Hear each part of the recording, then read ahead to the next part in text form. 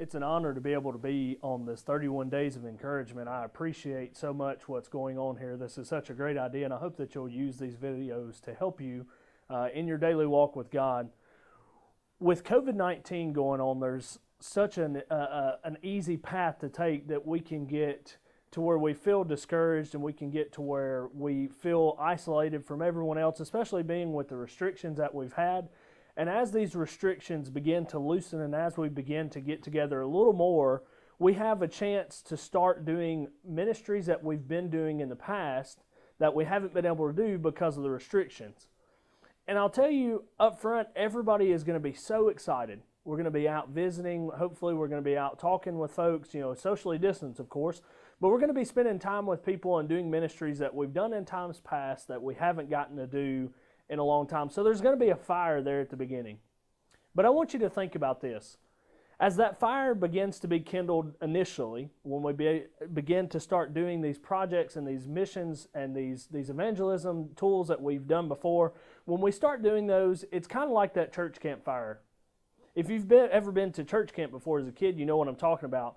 You kind of work throughout the year and you kind of have highs and lows in your spiritual life, and then you get to church camp, and when you leave church camp, you are on fire. But then summer ends, and maybe school goes back, and maybe you go back to work after the summer with your family at home, and your faith starts to dive a little bit farther down south.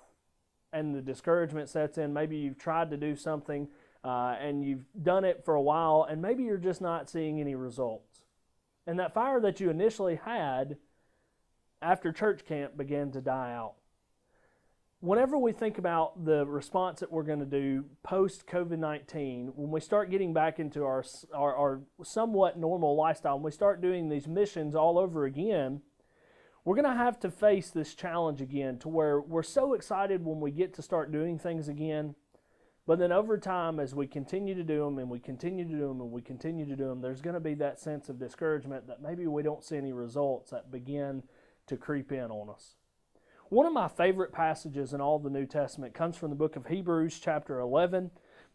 Really, and it's the entire chapter of 11, but specifically I want us to key in on verses 39 and 40 here in just a moment. But to give you some of the backstory from Hebrews chapter 11, I want you to think about this one concept that comes out here in this chapter. The phrase by faith is used 18 different times, and we can look at all of these different cases in Hebrews chapter 11, but I want to just highlight a couple of these. If you look in verse 4, it says, by faith Abel offered to God a more acceptable sacrifice than Cain. You could continue looking in verse 7. By faith Noah warned by God concerning events as yet unseen, and reverent fear constructed an ark. Verse 8.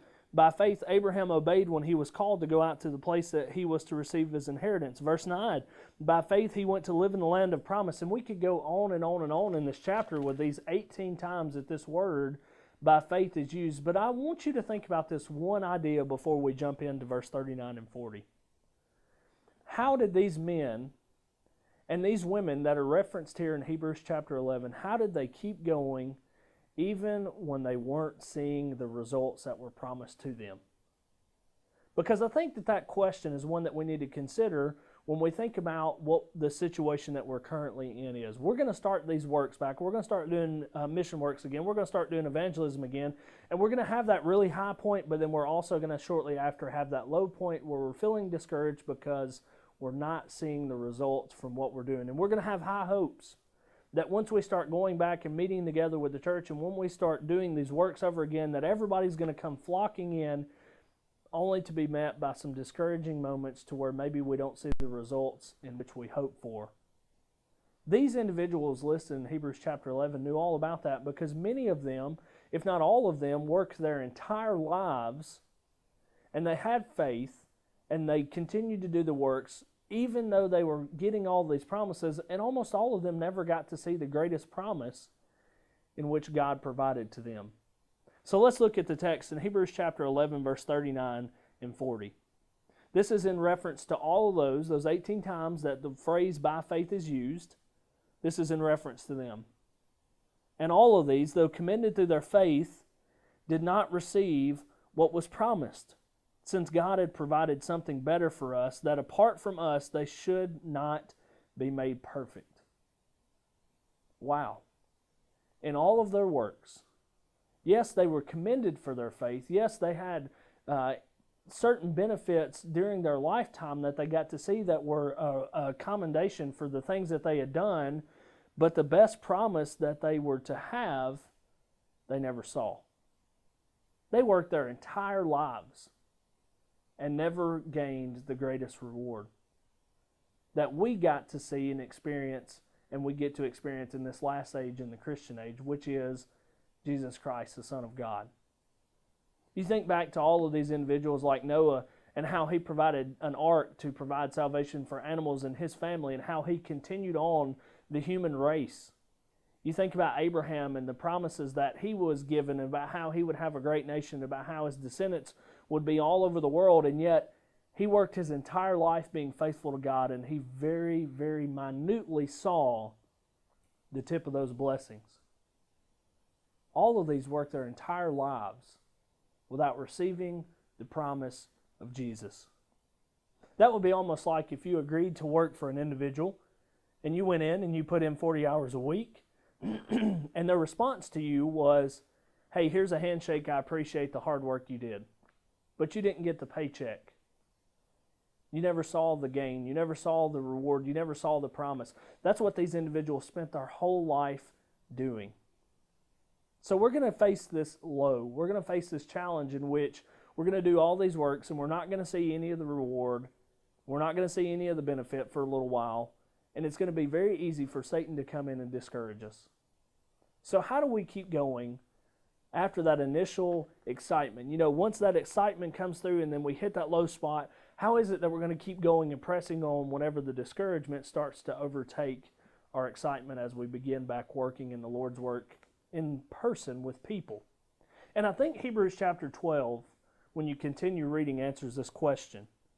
Chapter 12, verse 1 says this, therefore, since we are surrounded by so great a cloud of witnesses, let us also lay aside every weight and sin which clings so closely, and let us run with endurance the race that is set before us.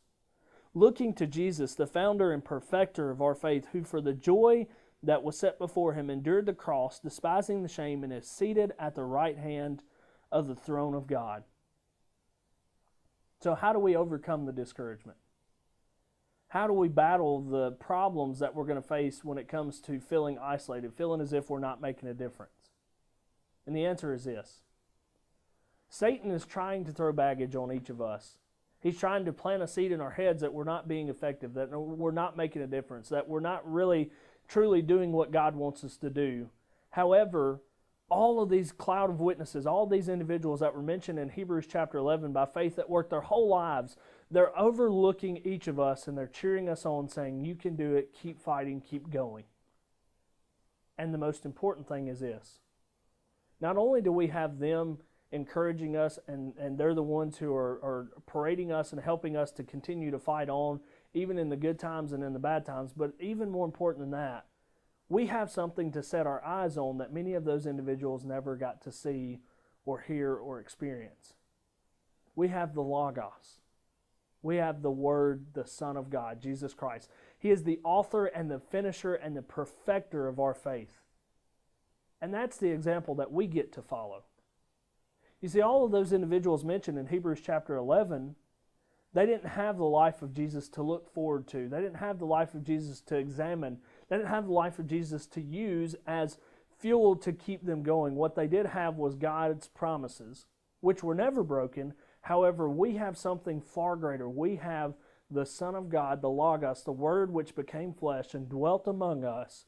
We have His life that we can focus on and to keep our eyes on, knowing that the prize that we're striving for is the crown of life. Because Jesus has already came, He's already wrote, He's already lived, He's already overcome death, and He's seated at the throne of God. And He's got a seat there for us. So our word of encouragement today from Hebrews chapter 11 and chapter 12 is this. Keep going.